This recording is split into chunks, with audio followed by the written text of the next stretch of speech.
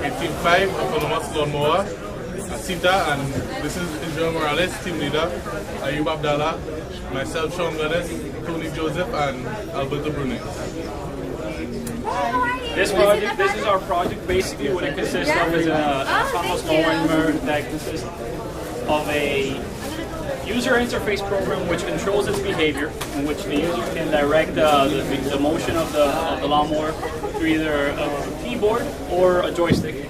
After giving the commands to the user interface, then the lawnmower receives it via the XP modules, transmit the relative information regarding the movement to the motor controller, which then gives the proportional amount of power to the motors in order to move them individually according to the algorithm that were designed in the user interface.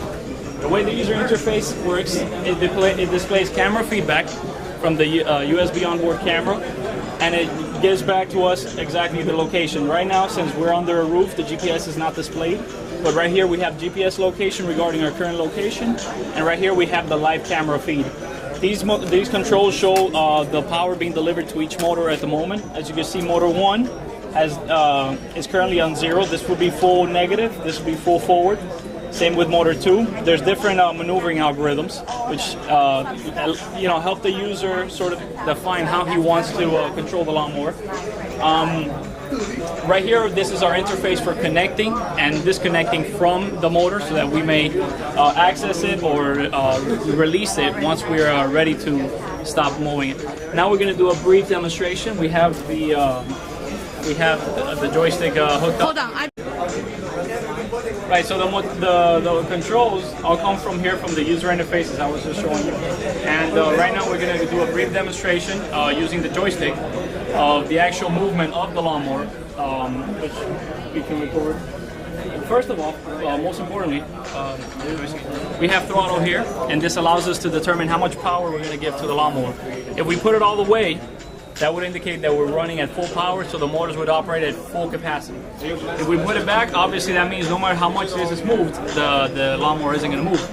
Just for demonstration purposes, we're going to keep it at 1/3 power, just to demonstrate, and then maybe we might raise it up to half power in order to do a brief demonstration if need be. Okay, so we're going to demonstrate backwards movement at the moment. As you can see, it operates perfectly when we move the joystick backwards, and when we move forward as well.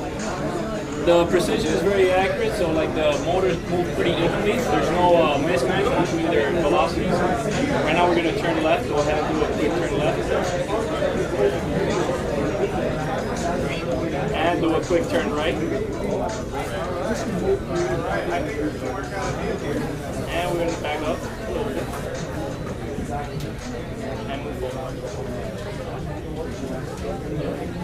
Meanwhile, as though doing this, I could monitor the process while I look at the camera on the monitor here for the laptop, since everything comes straight from the little USB camera and is transmitted to this receiver.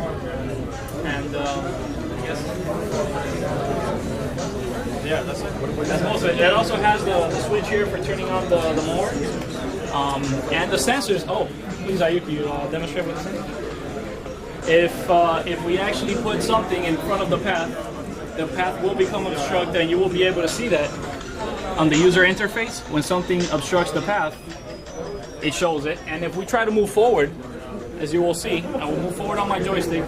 Nothing happens, regardless of how much I move forward, is because the path is obstructed. As soon as Ayu removes his hand, it will move forward. And you can see it reacts immediately to an object being placed in its path.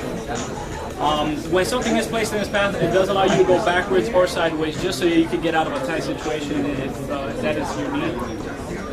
And the sensor can also be disabled via software, so that if the grass is perhaps too high, maybe at this level, and the user wants to be in full control, he can disable the sensor via the software, and then allow you to mow lawns that might be of excessively large grass size.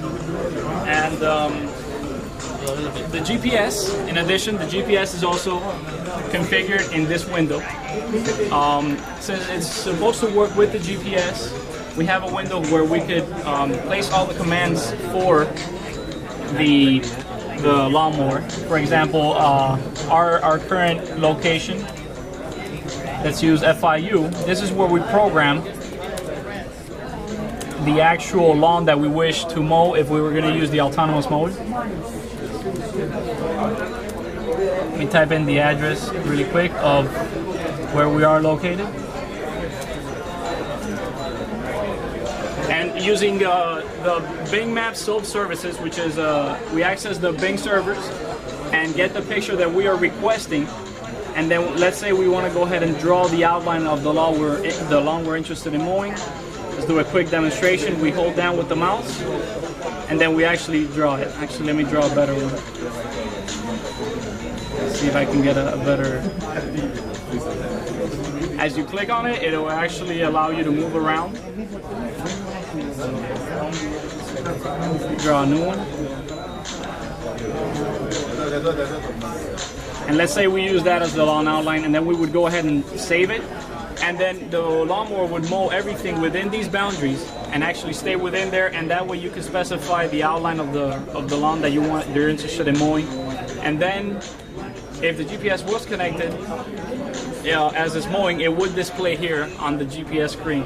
And like that, the user has full control, even if he is not necessarily next to or near the lawnmower, but rather an off-site location. And the range is approximately up to 100 yards for the XPs. And for the wireless camera, it's slightly less than that, about 70 or 60 yards, which as it deteriorates will let the user know that he's perhaps going too far, and that way turn around and steer in the right direction before he loses the reception.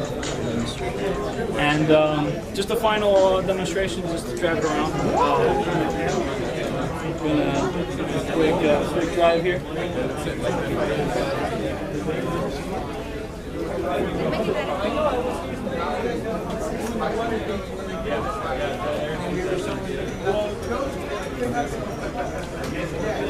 So as you can tell, the maneuverability is very good. It can turn very close quarters. And we're not able to demonstrate the speed at the moment, but this is actually going at less than 1/3 throttle. So it could actually reach very high speeds, and the force on it, the motors are very great. They can go up to both of them, use up at the same time, 1200 watts. So it could actually provide a great deal of current and voltage to the motors, which allows us to have a great deal of power on it. We want to demonstrate the... This is the switch for the actual mower to cut the grass. We're going to turn it on temporarily. Once we turn that on, then we have a manual way of keeping control of whether we want the grass to be cut or not. And over here, we have a lever which adjusts according to the height of the grass, how we want to cut it. Obviously, if we want it shorter, we just move it down, and if we want it higher, we move it up here. And the batteries are fully rechargeable by here. In here we place the connector. We don't have at the moment with us, but in here goes the connector. And since the system is wired together, it would actually go ahead and charge the entire power infrastructure by simply hooking it up here and charging it together. And the frame is solid steel and it's very sturdy, and that's about it. You guys got any more suggestions?